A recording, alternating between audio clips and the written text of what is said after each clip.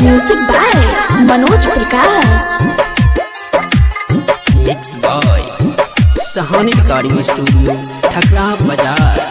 बिना गलती के तू रूठी गइलू,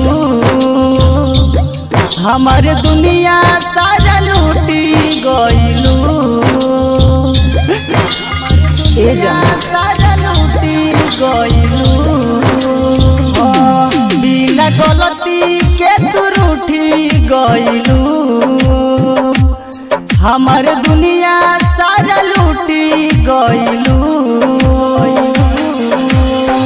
निकल ना सकूं मैं तेरी कैसी जाल है, निकल ना सकूं मैं तेरी कैसी जाल है, जाल है। बेवफा सनम बोल तेरा क्या हाल है, तेरा क्या हाल है, तेरा क्या हाल है।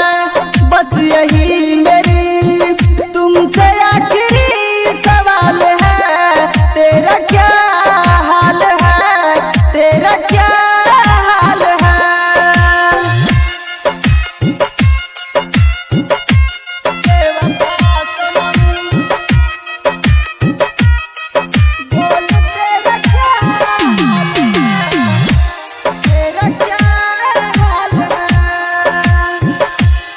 बड़ी याद आवे हंसल हंसावल, रात भर फोनवे पर बतियावल।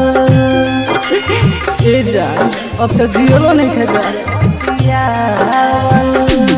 बड़ी याद आवे हंसल हंसावल, रात भर फोनवे पर बतियावल। कैसे बताऊं तेरी कैसी चाल है, कैसे बताऊं तेरी कैसी चाल है, कैसी चाल है। बेवफा सनम बोल तेरा क्या हाल है, तेरा क्या हाल है, तेरा क्या हाल है। बस यही मेरी तुमसे आखिरी सवाल है, तेरा क्या हाल है, तेरा क्या हाल है।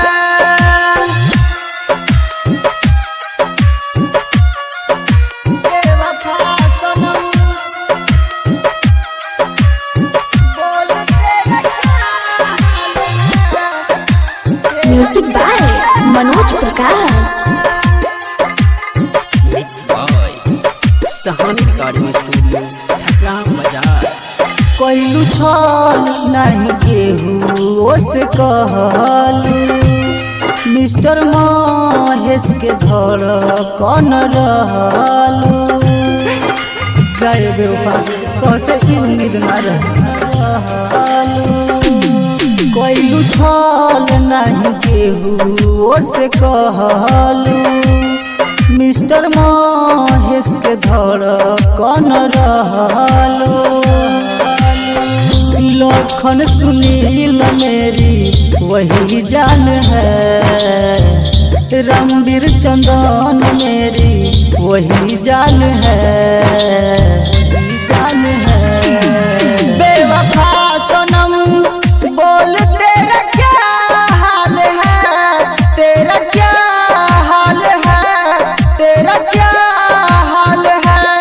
बस यही मेरी तुमसे आखिरी सवाल है, तेरा क्या हाल है, तेरा क्या हाल है। Mix by Sahani recording studio Thakra बाजार।